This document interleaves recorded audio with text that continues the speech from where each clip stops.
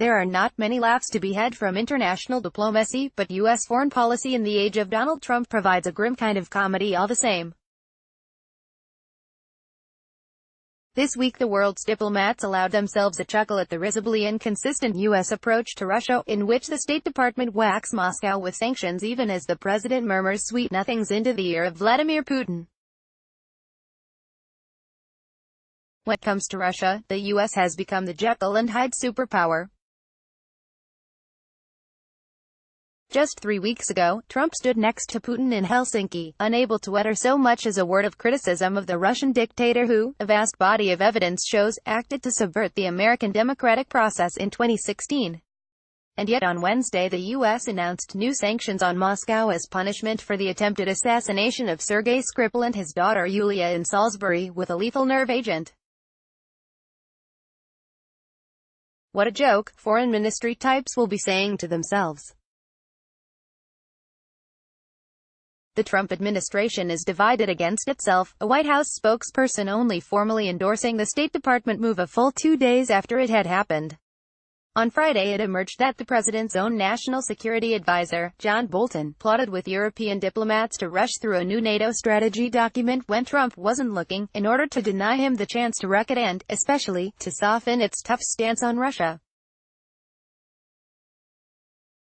But UK diplomats should resist the smug laughter. For watching the bizarre, contradictory contortions of the U.S.'s Russia policy, Trump pulling one way, the rest of his administration the other, invites an uncomfortable question about British policy. Isn't the UK guilty of a similar contradiction, in fact one that's even worse? Britain has, of course, been tough on the use of a Russian-made nerve agent on the streets of a British city. Indeed, one of Theresa May's rare diplomatic successes was in persuading a host of allies to follow the UK lead in expelling Russian embassy personnel following the Skripal attack. In this, May is in step with the U.S. State Department. When it comes, however, to evidence of Russian intervention in Britain's democratic process, specifically the European referendum of 2016, May is more like Trump, remarkably, unaccountably relaxed. This week The Guardian added more color and detail to the picture that, along with The Observer, it has been revealing for months. Specifically, it published details of the lucrative gold mining deal that was dangled by the Russian ambassador in front of Arron Banks, the main donor behind Leave. EU, in the lead-up to the Brexit vote. Readers can now see for themselves the tempting PowerPoint presentation Moscow made to Banks, opening with a slide of shimmering gold bars, complete with Cyrillic engraving, alongside a Russian flag. All of Trump's backflips on Russian interference, video at the very least. You would think the UK government might be curious as to why Putin's top diplomat in London would favour Banks not only with multiple meetings, for at last count, though Banks used to say they had met only once, but with such exclusive opportunities not available to others, to quote the pitch document. Banks says he didn't take up the golden offer, which included a promise of support from a Kremlin bank, much as Trump says the Trump Tower meeting between his son and Russian representatives promising dirt on Hillary Clinton went nowhere. But that is hardly the point. Given that Banks has never explained the precise source of the £9 million he gave to the Brexit campaign, the largest single donation in UK political history, the fact that the Russians lavished such preferential attention on him requires explanation, starting with, what exactly did they expect in return? That Russia was ready to do its bit to make Brexit happen is already well established.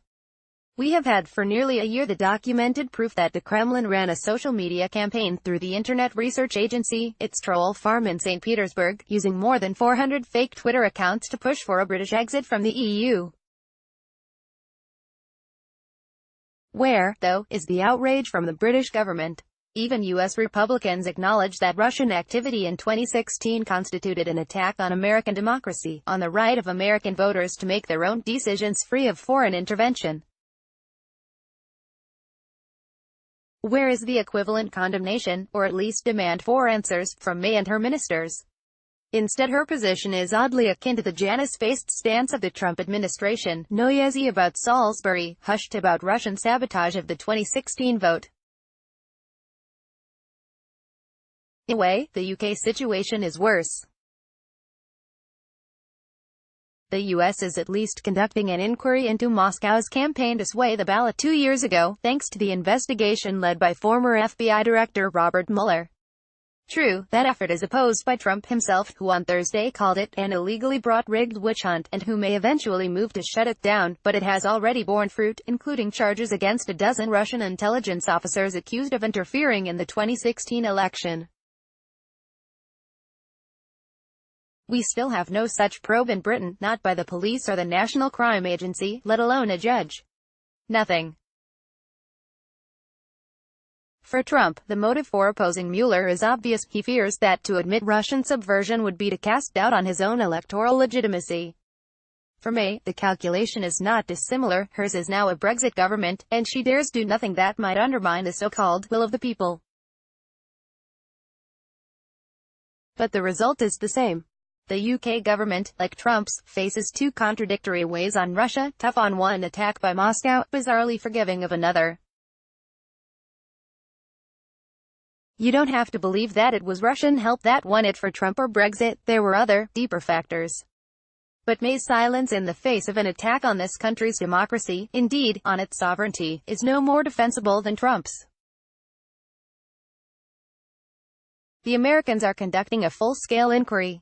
Where is ours? Jonathan Freedland is a Guardian columnist.